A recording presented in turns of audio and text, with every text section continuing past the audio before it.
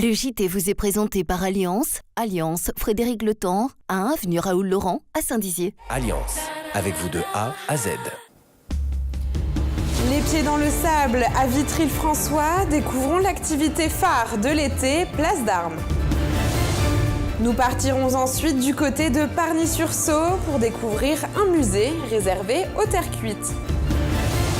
Et enfin, nous reviendrons avec la demi-finale du mondial qui opposait la Belgique à l'équipe de France.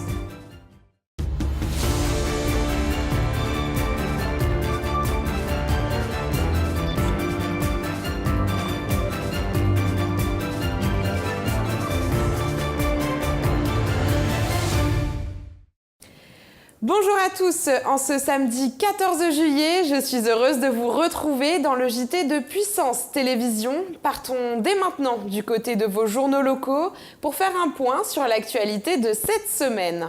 On commence avec la Voix de la Haute-Marne qui réserve sa une à Elisabeth Robert-Dehaut, maire de la ville de Saint-Dizier depuis tout juste un an. À l'occasion de cette date anniversaire, elle revient sur cette première année, évoquant alors ses espoirs avec le projet Cœur de Ville, mais aussi avec le projet de musée au château, ou encore des solutions par rapport à la désertification médicale. Le journal de la Haute-Marne, quant à lui, est revenu dans sa une de mercredi sur l'émotion de la demi-finale qui avait lieu mardi, montrant alors des scènes d'euphorie dans les rues des villes haut-marnaises. Nous reviendrons d'ailleurs dans ce journal sur la folle ambiance à Saint-Dizier.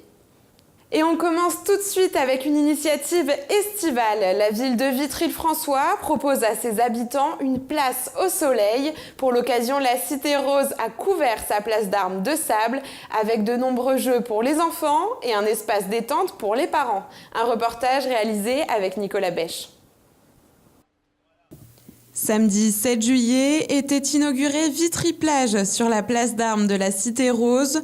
Au programme, ventre-glisse, parcours aventure, baby-foot, ping-pong, brumisateur, bac à sable, trampoline et tir à l'arc pour les enfants, mais aussi des transats, des parasols et un espace lecture pour combler les plus grands.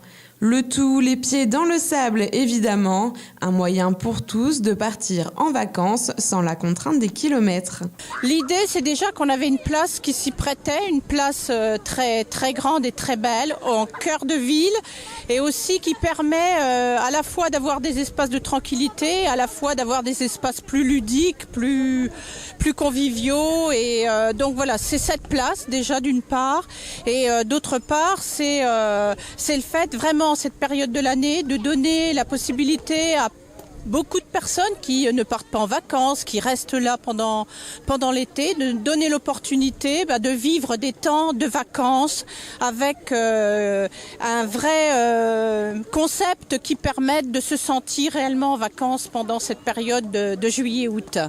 Dans le cadre d'une place au soleil, il y aura aussi de nombreuses activités durant ces 2 mois d'été, comme des jeux de société les 21 et 25 juillet, ou encore un atelier de tatouage éphémère le 4 août. Plus de doute sur comment occuper vos enfants et sur comment vous détendre pour des après-midi farniente, vous avez jusqu'au 15 août pour profiter de cette place au soleil. Et c'est aussi, on en parlait tout à l'heure, un moyen de rassembler les familles, même de rassembler les générations différentes. Oui, tout à fait. Alors là, c'est de 7 à 77 ans pour reprendre Tintin. Et en fait, c'est touchant parce que c'est très attendu et c'est très respecté. On n'a jamais eu d'incident, tout se passe très bien. Et c'est organisé pour les jeunes, avec des jeunes et encadré par des jeunes qui font des jobs d'été. Qui ont déposé une lettre de motivation, qui ont déposé candidature, qui sont généralement des étudiants qui se font un peu d'argent de poche parce qu'ils en ont besoin. Ils veulent profiter des soldes, de leurs 3-4 sous pour être autonomes à la rentrée. Enfin bref. Et ils s'occupent des gamins et ça leur fait une expérience professionnelle avec un encadrement qui leur permet d'affirmer des qualités, de tester, d'être en situation professionnelle. Et c'est bien aussi pour cet aspect-là des choses. Faisons maintenant un bond dans l'histoire en partant à Pargny-sur-Saulx en Haute-Marne. Un musée de la tuile est installé dans la chapelle Sainte-Thérèse, dit chapelle des Tuiliers, érigée en 1931 et construite exclusivement en terre cuite. Partons donc à la rencontre des tuiliers du 19e siècle et de leur ingéniosité. Un reportage de Nicolas Bêche et d'Audrey Thézan.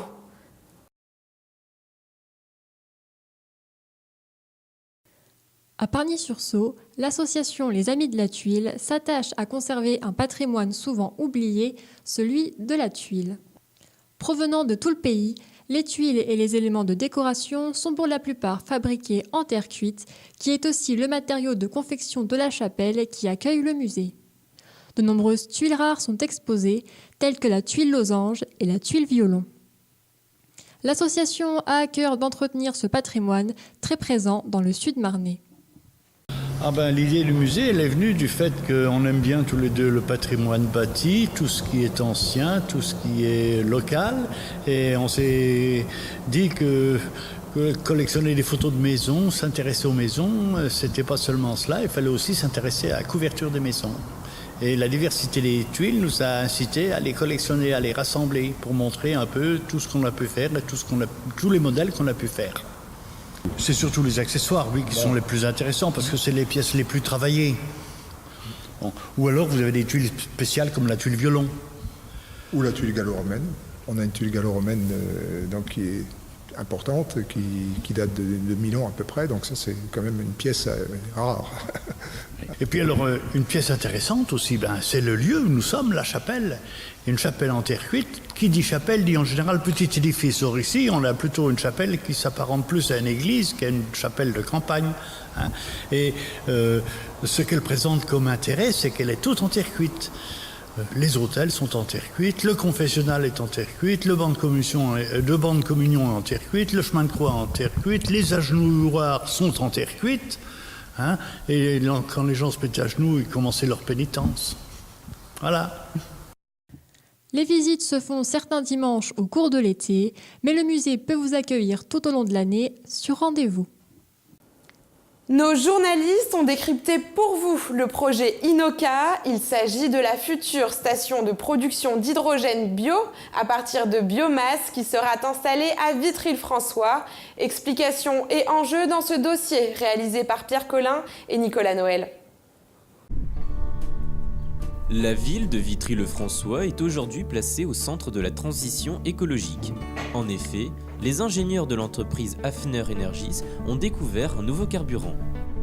Hafner Energy est une entreprise qui date, on va dire, historiquement de 1975 et qui a connu une très grosse progression en 1993, puis en 2015. Et nous avons développé depuis maintenant 4 ans un nouveau procédé de production d'hydrogène renouvelable à partir de déchets et de biomasse, sachant que la biomasse est un métier que nous pratiquons depuis presque 30 ans. Il s'agit de produire de l'hydrogène à partir donc de déchets ou de biomasse avec 3 avantages à la clé. Le premier avantage, c'est de diviser par plus que 2 le coût de l'hydrogène par rapport à ce qu'il est aujourd'hui. Le deuxième avantage, c'est de résoudre ce qu'on appelle le problème de l'œuf et la poule. Une des raisons pour lesquelles il n'y a pas d'hydrogène ou il y a très peu de stations hydrogène, c'est tout simplement parce qu'il n'y a pas de véhicule hydrogène. Il n'y a pas de véhicule hydrogène parce qu'il n'y a pas de station. La raison, c'est que une station hydrogène, ça coûte extrêmement cher. C'est un investissement considérable et donc les investisseurs ne se positionnent pas sur des stations hydrogène s'ils n'ont pas de garantie de mobilité. Mais il n'y aura pas de mobilité tant qu'il n'y aura pas de station. Et nous arrivons à résoudre ce problème parce qu'avant de faire de l'hydrogène, nous faisons un gaz qui est un précurseur de l'hydrogène et que nous pouvons produire à très bas coût pour remplacer le gaz naturel. Et donc du coup, on arrive à amortir les stations avant même que le besoin en hydrogène ne s'établisse, ce qui fait qu'on va avoir une montée en puissance progressive pour la production d'hydrogène, tout en ayant l'outil disponible. Vitry-le-François est complètement impliqué dans cette opération puisque nous sommes dans le consortium et nous sommes à côté de l'entreprise Hafner Energy que nous avons localisée sur le territoire de Vitry-le-François. C'est une entreprise qui participe de la reconstruction d'un tissu économique nouveau dans la transition énergétique pour faire effectivement la démonstration que les emplois verts, ça existe, c'est une réalité, le développement vert, c'est producteur d'énergie verte, mais d'emplois qui vont venir à la suite. Donc on est sur un territoire qui est en train de recomposer un tissu économique. Nous sommes très impliqués dans la transition énergétique, puisque nous avons historiquement développé un système énergétique décentralisé. Ce système énergétique décentralisé, c'est aborder de manière globale la problématique de la transformation énergétique et de la transformation du territoire. C'est un lien entre le local et le global. C'est penser local pour agir et penser global pour agir local et vice-versa. C'est un mouvement dialectique. 33 dossiers sur cette famille de projets, dont la production d'hydrogène vert. Alors c'est très important parce que généralement ou habituellement, la production d'hydrogène est polluante. Parce que ça se fait à partir d'énergie fossile, à partir de fuel ou à partir de gaz. Et là, nous sommes sur une rupture technologique puisque, comme ça a été indiqué par Philippe Hafner à l'instant, le procédé qui vise à produire de l'hydrogène à partir de la biomasse s'inscrit dans le zéro carbone, zéro CO2 rejeté. Et c'est ça l'innovation qui est majeure. Et donc nous allons démarrer dans les mois à venir la construction d'un démonstrateur industriel qui sera une usine à modèle réduit à échelle 4. Qui va faire la démonstration que c'est possible. Les débouchés, ça va être quoi ? Ça va être d'abord le chauffage biomasse par un apport de gaz à la chaufferie, et puis les mobilités, ça a été indiqué à l'instant, donc des véhicules qui vont rouler à l'hydrogène, c'est-à-dire que c'est des véhicules qui n'émettent pas de gaz toxiques, qui n'ont pas d'influence sur l'effet de serre, et qui émettent comme vapeur de la vapeur d'eau. Voilà. Et donc on est vraiment sur un cercle vertueux.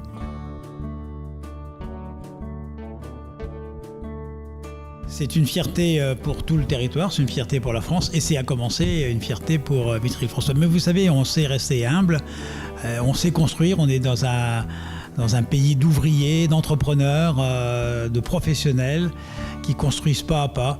Rien ne nous est donné ici, tout ce que nous faisons, nous le construisons avec les moyens dont nous nous sommes donnés pour avancer. Et la société Hafner Energy, c'est par l'intelligence de ces hommes, par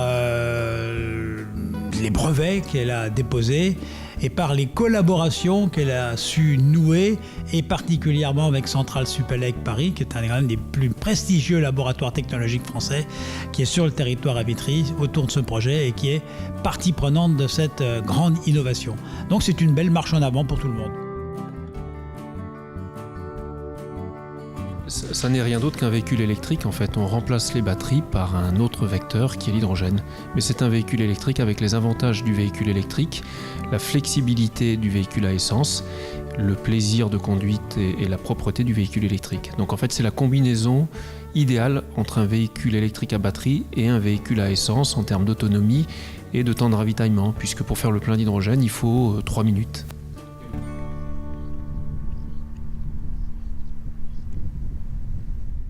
Suspense, appréhension, joie et enfin la délivrance. Les supporters français du stade Charles-Jaquin de Saint-Dizier sont passés par toutes les émotions mardi dernier pour la demi-finale.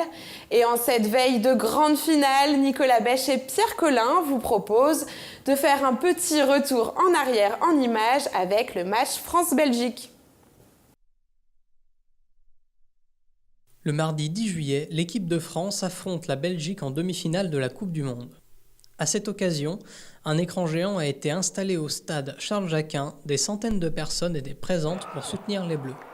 Le score est de 0-0 à la mi-temps, mais les supporters ne désespèrent pas.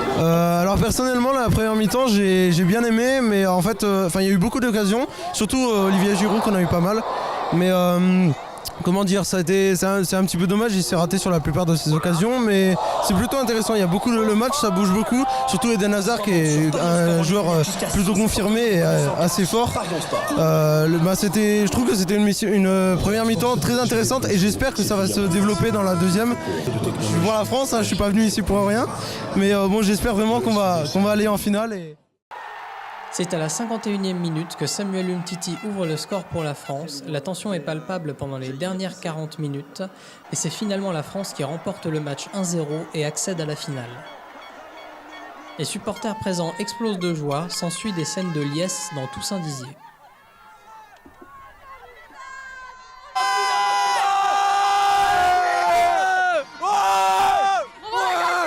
Allez Giroud! Alors qu'est-ce que vous avez pensé? Des bêtes! Énorme, le match énorme! C'était pas le meilleur match, mais franchement, on est en finale! Allez les Bleus! Mbappé un monstre!